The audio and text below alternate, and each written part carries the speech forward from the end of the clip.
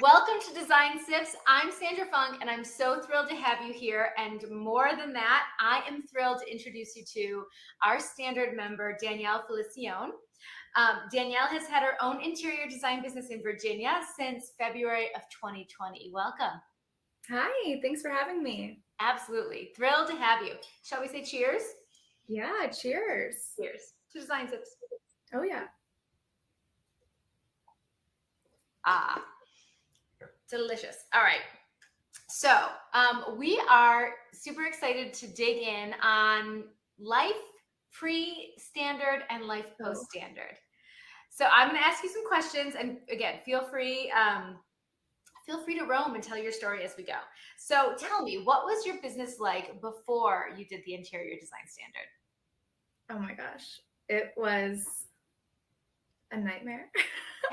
And I only say that because I wasn't really trying to get into business when we moved to Virginia from Philadelphia. We kind of moved here on a whim, and I have a degree in architecture, and we moved down here. I thought I'd be able to find a job. It'd be great. I'd enter the work world, and the market here kind of proved a little different. There was one really great designer in town who was great, but she wasn't hiring for the kind of level I wanted to be at. So I ended up, you know, I was a waitress selling pizza for a while until I could secure an architecture job. And when I did, it was about an hour away from where I was, so I was commuting, and I was super grateful because it was the middle of the pandemic had kind of just started, and that was terrifying. But I was there for about a year, and it was all federal work. And I was like, this isn't what I want to do. Right. And it was really scary to leave, but I was like, if I don't leave now, you know, I see how people get stuck in corporate jobs that they don't want to be in. And I was in a position where, I'm only responsible for myself. I was like, I need to try this right now, or I don't know how I'm going to get into it later. So I left, and luckily kind of collected some clients pretty quickly somehow. But there was zero processes in place. I mean, I knew I wanted to do a flat fee, but I didn't know what I was basing it off of. I knew, I wanted to work in phases, but I didn't know what those phases looked like exactly. So there was a lot of chaos. And I don't know that the clients necessarily felt it, but I definitely did. So I can only imagine that it wasn't a super joyful process for them. Right. Well, they feel our anxiety or Yeah. our stress. Like that's just a natural part of any relationship, right? We feel if we know it or we don't know it, we feel what the other is in. Oh, yeah. And I just had no idea how to present numbers or when to present numbers. So it was very much like, what's that saying you say all the time? Like flying the plane as you build it, kind of. So I was definitely in that mode until pretty recently. And the standard really did I felt like I did a 180 and was like, oh, I can do this. Like this isn't, it's almost not that hard once it's like in your face and spelled out for you. So that was really exciting. That's awesome. Yeah. Yeah, so good. I definitely, in my first couple of years working in design, working for other designers, um, noticed that chaos, right? Like Yeah. I had worked with one designer who was super organized and everything was really streamlined and it was so impressive. And I worked with other designers that it was just, I feel like we should do this next. And that's what we did. Right. Mm-hmm. And it was complete and utter creative, beautiful, but chaos. Yeah. I think that's what most of the design firms that I would work with and see the inside of look like. So I don't think it's anything to be ashamed about or to look back on negatively, but I think it's just the way of our very, very creative industry. Yeah. Because I worked as a sales rep in a really high-end to the trade only showroom in the D&D in New York, and all of my brilliant clients with their $18,000 lamps, like crazy high end, and this was a million years ago as well, and chaos Every one of them, just no process whatsoever. We would get purchase orders on a sticky note or verbal. And, it was nuts. It was totally insane. Yeah. That was our industry, that's just how it was. So crazy. And I had worked with a designer since 2015, who I loved and admired. And I just never really broke out of the role of like, I source and I do the drawings and the renders. And so I never really saw the back end business of it. And I don't know whether she felt buttoned up on the back end or not, but there was a lot of projects that seemed to just evaporate. And, because she was on an hourly model. Yep. I was like, so I knew I didn't want to do that. But I didn't know really how to structure the business end of things. And it became really clear once I had some clients that I was responsible for. Yes. So, when you have to see the whole when you have to see the whole picture, it changes. It changes a lot. Yeah, they were great and patient with me, but no, it was awesome. All right, so we're gonna circle back. Tell me what led you to the Standard. How did you find us? Oh yeah, what got you here? Well, I've been listening to Luann for a very long time, and obviously obsessed with all of your podcast episodes. They're so insightful. So I've been following you for a long time. I think I've watched every episode of Design Sips more than once. But when the Standard came out, I was so excited, and I was like, oh, I cannot afford this right now. I mean, I just couldn't. I was post school and, just kind of starting working and knowing I wanted to leave work. So I sat on it and I watched the first year of it happen and was like, oh, and I took on those clients without it. Mm-hmm. And I, it was just like punching myself. I was like, I could have spent that and I should have spent that. So this past session back in the spring, I was like, I'm absolutely not joining the Standard. And there's kind of this crazy story about me seeing that ROI within like a week back. It was wild. But I joined because I was essentially so mad at myself for not joining and had those clients run through kind of my firm and it not be joyful at all. It was like, I don't know if I can take on another client without kind of just pausing for a minute and fixing this, because this didn't go very well. Just to be honest, it didn't go well. I mean, they're great. The house is beautiful. Everything looks beautiful, but it wasn't comfortable for me. Yeah. There's this time when you get into flow, and there's this time where you push and struggle through it. And there's no reason not to find the flow, right? Yeah. And I was in a position where I was like, you know what? I've got the money. I'm going to spend it. And I was so excited to spend it, really, because I was like, this is going to kind of show me if I can keep going in this direction or if I need to pivot, because that's where I felt like I was at. But just the quick story about seeing that ROI back was, that first big project that I had signed on, we hadn't talked numbers. And it was time to talk numbers. It had been months and months and months, and we were sitting down with contractors. And, I made the mistake of asking, kind of like everybody does, like, oh, what's your budget? Putting that in the client's hands. And they gave us a number that I think we initially thought we were like, oh, great, that's a big number. That should cover it. And long story short, I got a call from the contractor 2 days prior to our meeting with the clients to sit down and look at everything. And their number came in, if let's just say the client wanted to be at 600,000 all in, the contractor's number was 580. Yeah. And so I knew if I wasn't able to show up at that meeting and present my numbers in a clear way, there's going to be such big problems when I need to start ordering. And the timing of it was just that our meeting was on Thursday and module 2 of the Standard dropped on that Wednesday. And I was like, I need to deep dive into it. I need to figure out how she's formatting these presentations. Like, I needed it to be solid. And long story short, I increased what I thought my furnishing numbers were going to be in such a way that, my profit margin was going to be exponentially larger than what it would have been if I presented the numbers that I kind of was just pulling out of thin air.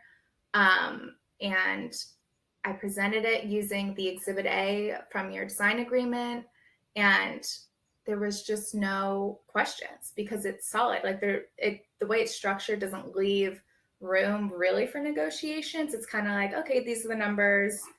You can sit with it and feel how you feel. And they did. And they ended up adding scope in that meeting, which was like a huge weight off my shoulders. But then again, it was like, okay, now I have the format to go restructure that to include the scope. And that's a no-brainer. It's not like guessing where more money is going to come from. You just have to kind of ask for it. Absolutely. And show them what it's going to cost because they don't know. And I mean, I didn't even know. So how were they supposed to know? So that was wild. And I was like within a week of joining the standard. So amazing. I was like, I have to tell Sandra about that. We got your email and I was like, we need to sit down and chat. This is the design tips. Yeah, that was crazy for me, but incredible. So it paid for itself the first week. Yeah, easy. Many times and over, yeah. Well over. So good. So good. You're going to see it back for sure. Yeah. No, incredible. And it is so true. Such a big part of, my experience and what I learned was that I needed to switch the mindset around waiting for a client to tell me what the budget was or what the timeline was, and instead be the expert. And I needed to look the script. But to do that, you really have to be able to come up with a number that is real and that has basis and is not pulled out of the air, because no one can negotiate firmly and confidently with a number that they've guessed, right? There's no confidence behind that. Yeah, no. And I felt that for sure. And I'm running a project right now for the first time. Everything's going kind of the standard way. And it's been so joyful to just be able to feel confident presenting those numbers up front, knowing when to have, like when it's actually appropriate and the right time to have those conversations, which by the way is up front, because I'm wrapping up a project now that, again, we didn't talk numbers and things are not super enjoyable because it's picking apart every proposal, everything, because they didn't know until months into it what it was going to cost. And to just know that I'm not going to be in that situation ever again is like such a relief to me, because I was so stressed. Every time I had to meet with a client, I was so stressed. Yeah. So yeah, absolutely. Oh, I love that. That makes my heart happy that that's working for you, that is giving you joy, that's improving those client relationships. Totally. Yeah, absolutely. Amazing. Okay. So I have more questions for you, of course. So I wanted to know, have you noticed a change from the client's point of view? I know you're feeling all the joy is better and everything is good. Have you noticed that the clients are happier? It seems so. I mean, I just got through with this first client that's going through the standard. We just got through the conceptual design phase. So we're kind of mid, I call it design development, but detail design. And, just knowing, I think about the proposal meeting. I thought because you set up such great phases, it's like, I'm going to print out a calendar to take on this meeting. And I know that I'm looking 8 weeks ahead here. So we're going to sit down together at this meeting where they're signing on with me and schedule our meetings together. That's how I wanted to do it. And having those phases kind of locked in and knowing what I was responsible for that meeting was great. So it produces a much better presentation when you know what those deliverables should be. And they've been super great. I'm not getting emails back and forth and like, hey, where are we at on this? Or like, what do you think about this? Because they know when they're going to hear from me next. They know when the next presentation is. And, you know, in that initial package you send them, I forget, the House of Funk experience. Yep. You kind of show them everything they're going to get before they get it anyway. So there's been no questions, really. It's just been delivering, and all they see really is the fun design stuff. And we already talked about the money. So good. Yeah. I love that. I love that. Get that part out of the way while they're so excited, right? Mm-hmm. They're kicking off a project. I call it the honeymoon phase. Yeah. It's a great time to just, you know, they're excited. They're all in. Most of the time, one party has finally convinced the other party that it's time to bring in a professional or do the next project, right? And so everyone's excited. It's the perfect time to get what could be a difficult situation or a difficult conversation out of the way, right? Let's talk timeline, let's talk numbers. And then the rest of the project can just be joyful and flow and easy. Yeah. And they actually originally called me in to work on several rooms in the house, but because, you know, I was able to really clearly say, this is my design fee for here, for here, for here, and this is the associated furnishings investment for each space, you know, at that proposal meeting, they sat on it. They got back to me like a week later and said, hey, you know, we really want to work with you, but we can only, you know, take on so much right now. We'd love to hire you to do the living room and family room. Awesome. And that was kind of the conversation. It wasn't like, oh, you know, do you think we could do it for, I don't know. There was just none of the negotiating because it was so clear what it was going to cost. And I was just, when they called me, I was actually so thankful that they called me, because it's like, you know, if I took this on before the standard, we would have just signed them on for every project, for every room, most likely, and gotten months in and then had this conversation. And what do you do months in? I mean, I found myself in that situation already, and it's not the spot to be in. So I was like, yeah, there's a lot of negative feelings around having to tell someone you can't really afford to do what you plan to do, right? If you put ourselves in our clients' shoes, that's very uncomfortable to pick up the phone and say, we really can't do all of what we are planning. Yeah. And it puts the couple or the family or whoever is the client into a situation of, you know, whoever initiated, like, it just puts stress on everything. But like you said, there's almost no room for negotiation. You're so clear in the beginning when you say, this is my fee, this is what the furnishings estimate will be. You know, it's based on having your project look like the other projects that drew you to me, right? So I'm not going to do less than that for you. I'm going to give you that same beautiful level. No, I love that. I love that that's working for you. And think about it. That could be a client that knocks off 2 or 3 rooms a year for 5 more years. We're already talking about the dining room and the sunroom, and it was just, they could only tackle so much at a time, which is fine if we figure that out, you know, from the get-go. And so yeah, perfect. And no one is asking you to do it for less or squeeze that budget or no question. That's all I can ask. Up front too. I was scared to do that. Yeah. No questions asked, really. I mean, if you just say, this is how we operate. Right. You know, yes, when you set expectations and make it your business practice, it just is. Right? Yeah, there's no need. Yeah. All right, well, cheers to that. Oh, sorry, go ahead. No, cheers. I'm very, very excited. Yeah.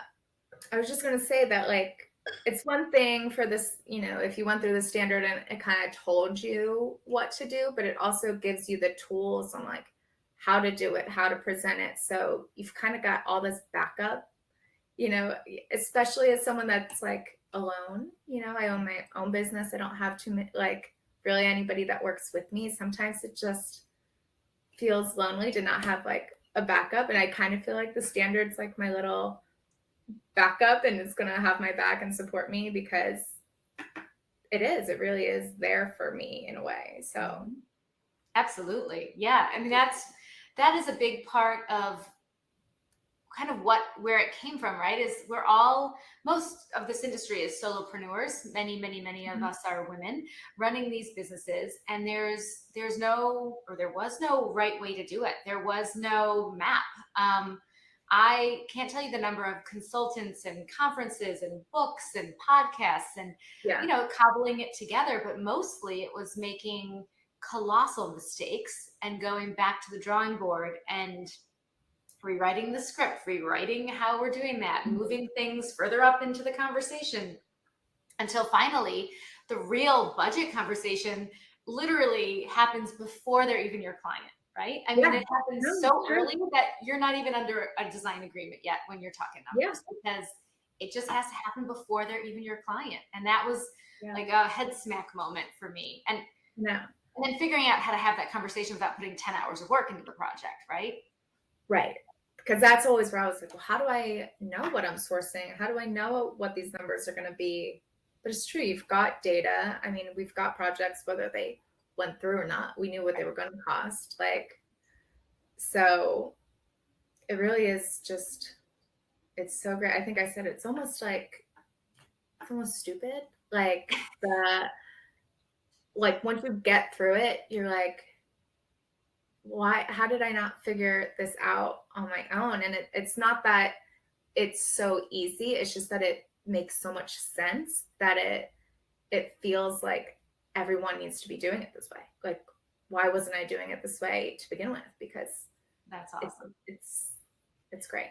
Yeah, I love that comment because it is one of my favorite principles, which is keep it simple, stupid, right? Like, it's not about complicating things to make them more fancy or interesting. It's about refining them to their simplest, most straightforward nugget. Yeah. And then getting them in the right order. And I think that's one of the biggest,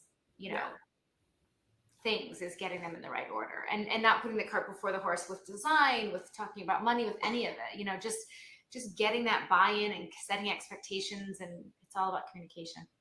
For sure. Oh my gosh. Awesome.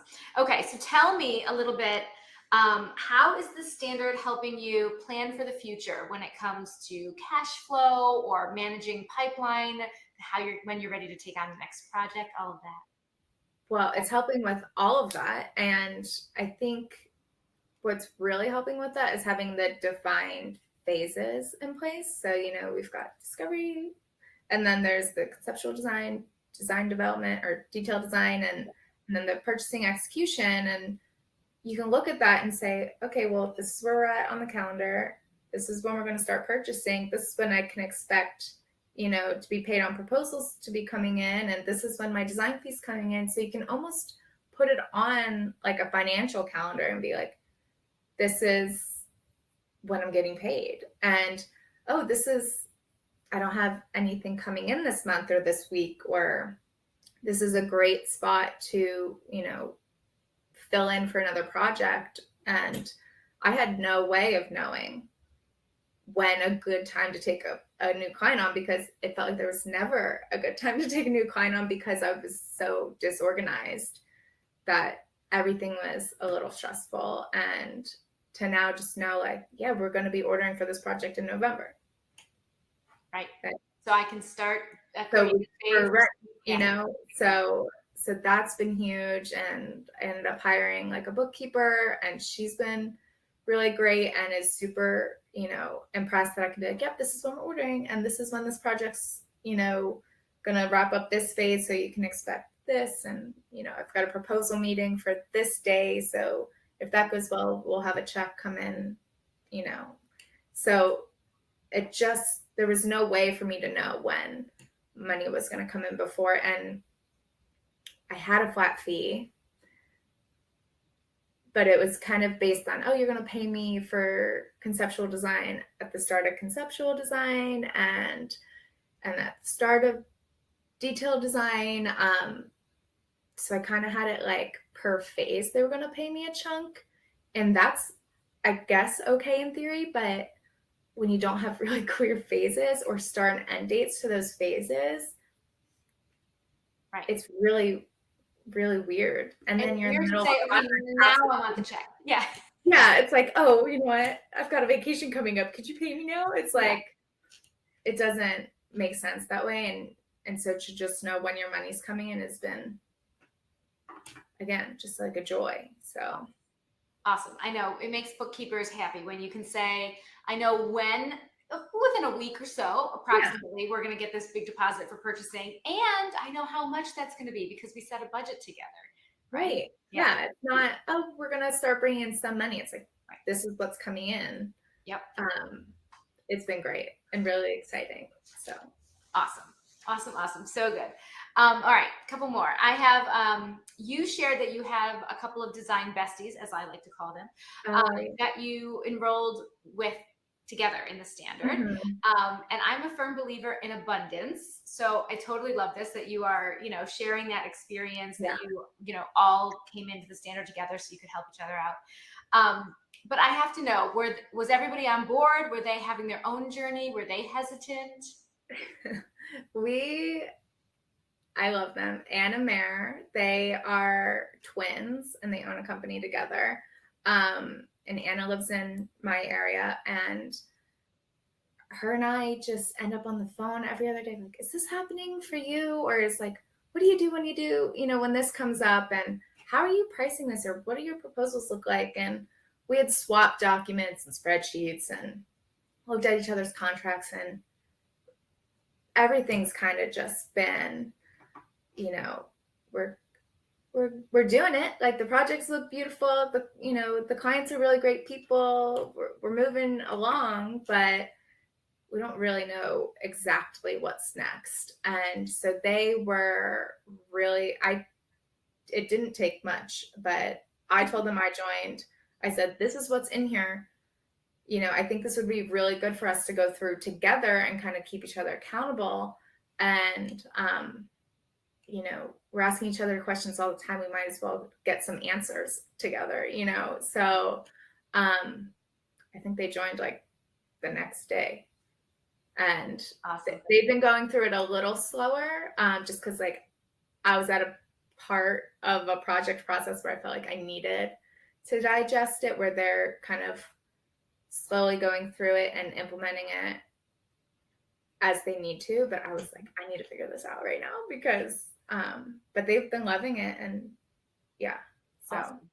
So cool. I love that. And I know so many interior designers find an accountability partner once they come into the standard, but we've also had this larger group of designers come in also together.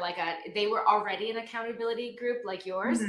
and they decided all together to do it at the same time. So that was Yeah. very cool as well. Yeah, no, it's been really great, especially because some of it's like not heavy, but it's a lot to digest. So it's nice to have like a second set of eyes on it, just to be like, is this what this means? Or is this right for our area even? Like, so that's been great.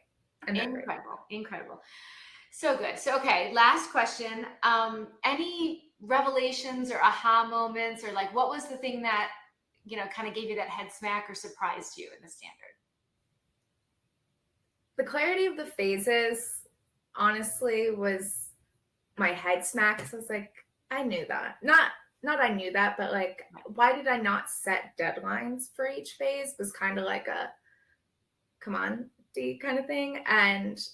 But the big aha, I think, was really when to present those numbers, because just looking forward, everything that's brought me stress with these couple clients that have gone through my firm without the standard or prior to the standard, any stress that's really come up has been because of not having that conversation at the right time. So I think that's my biggest aha, and just knowing I've got kind of the process to support me throughout the way. Those are my two like nuggets from it. But it's really the whole thing in full and together. That's like the strong point, I guess. But if you were to like digest the little nuggets, those are my two things. Awesome. Awesome. Awesome. Awesome. Well, thank you. I wish you so much success. Oh, thank you. Please keep coming back and tell me, the leaps and bounds Yeah, that of the course. firm is doing, because it's so wonderful to hear. And again, Danielle, thank you. Thank you. I'm going to raise a glass. Yeah, cheers. Cheers. Thank you for being here. I appreciate it. Thank you for having me.